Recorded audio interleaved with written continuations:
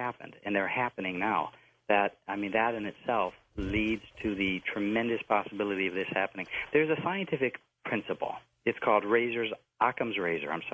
It's Sure. Occam's razor. The simplest explanation, all things being equal, is generally the right one. This actually ends up being a very, very simple explanation, and it resolves and solves hundreds of different scenarios all at the same time. The weather patterns, the solar flares, the heliosphere, the diverse earthquakes in places they hadn't been before. Over and on again. It also matches with all the prophecies that we haven't gotten into as to what they say would happen, the scientific explanation as step by step as you move through this, what you would see, the prophecies match those events step by step. So Occam's razor being the simplest explanation, we feel that we have actually, hit that point. One of our listeners sent me an interesting email and suggested, hey, shouldn't you be carving this into stone tablets to preserve it for whichever people are left so that they understand what happened? Assuming computers are gone and paper is gone.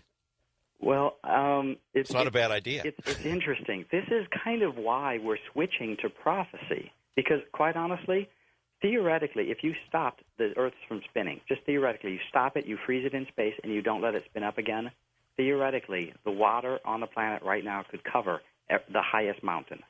Oh. But that would essentially eradicate most of the life on the planet. But according to prophecy, which there are hundreds of prophets scattered over 3,000 years, they're all saying, for those who follow prophecy, in a nutshell, there's hundreds of prophecies over the last 3,000 years. They all foretell of a similar set of events that will take place.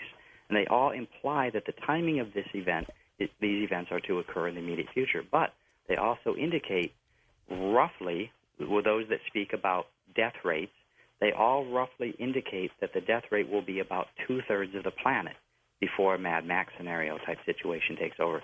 So we know that technology exists. If you only eradicate two-thirds of the planet, we still will have enough technology in the brain power of everybody that's left in order to reconstruct civilization rather quickly. Well, I hope somebody carves it into a stone tablet so that, in case computers are gone and everybody forgets that in 2,000 years somebody will know what happened. We're going to go to the phones. Roland in Boise, Idaho on the wild card line. Good morning, Roland. Thank you for taking my call. And, sure.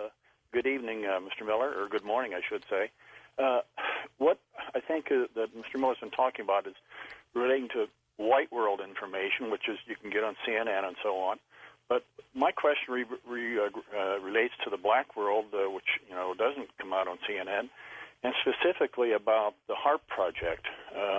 Bernard Eastland and Nick Begich just talked about that, and the High Altitude Research Project, which has ability to heat water, massive amounts of water, which is in fact is a steering mechanism for a hurricane. And it has been alleged that the mechanism was used in the Katrina catastrophe. As well, it can also be used as a weapon to create earthquakes around the world. And I'm sure they don't talk about that in the white world, but Mr. Miller, what information do you have about this, and have you used this information in creating your prognosis? I'm familiar with the HAARP, the actual mainstream HAARP project, and I'm familiar with the excitation in the upper atmosphere and the types of chemical substrates that could be added to it in order to excite the upper atmosphere even further. I'm also quite familiar with the magnetic field layout of the planet and how the upper atmosphere and the capacitive inductive discharge between the upper and lower can occur and be affected by standing waves of, say, 2 or 3 different HAARP stations strategically placed around the planet. In order to be a weapon, the atmosphere would have to be seated properly, and you'd have to have at least 3 of these HAARP machines running.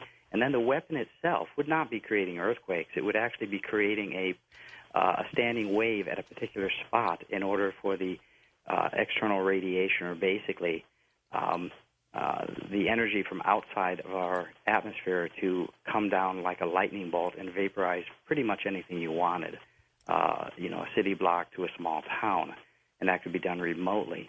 But Brent, that's you would the extent. But other than theoretical, I know nothing about the project. It really doesn't go into our forte as to what we're doing with science.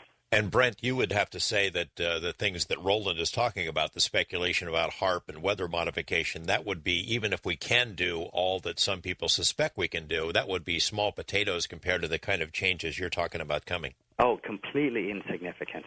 Okay. Roland, thanks for the call. Our first-time caller line, Mike in Kansas. Good morning, Mike. Good morning. I listen to y'all all the time, but I've been checking out a deal on the internet on Planet X, and I was wanting to know what you know about that. And according to what I've been researching, everything you've been talking about, Planet X could cause the same things. Well, it kind of fits the scenario. Brent, are you familiar with Zecharia Sitchin at all? Right. We've run across that in our early looking into like prophecy. Even though it's not prophecy, he touches on components of prophecy, meaning a moving space body. We don't believe that that's what we're coming to at all. We actually believe, based on astrophysics, from a purely scientific standpoint, we are approaching a flat, rotating galactic plane, and that's what's causing all of this. If Planet X is out there coming toward us, its gravitational field isn't anywhere near our solar system yet, and so it could not be creating this massive effect we see on the sun and the Earth.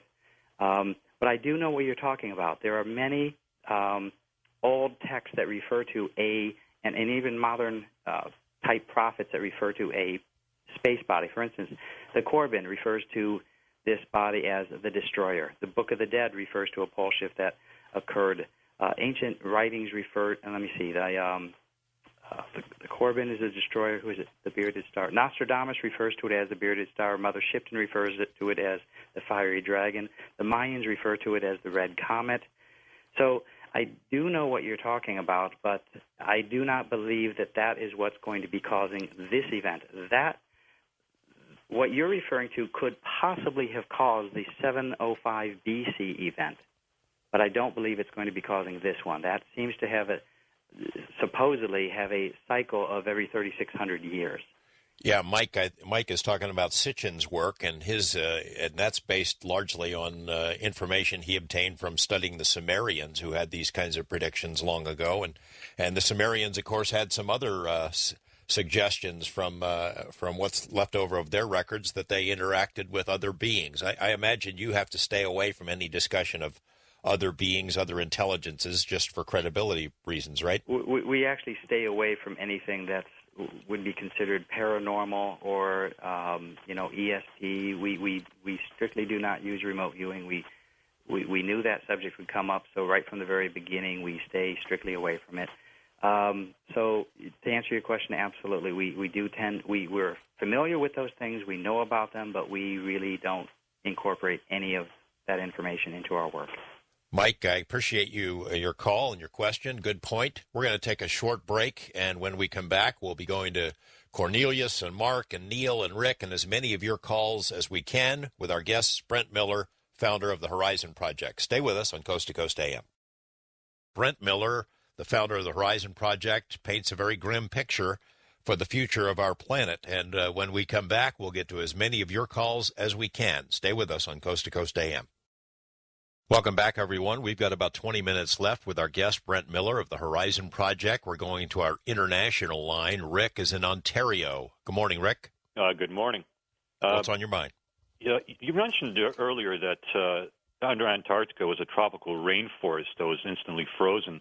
That would suggest that the new pole shift the new poles could be along the equator, and the new equator could be along the poles, and leading to infinite possibilities.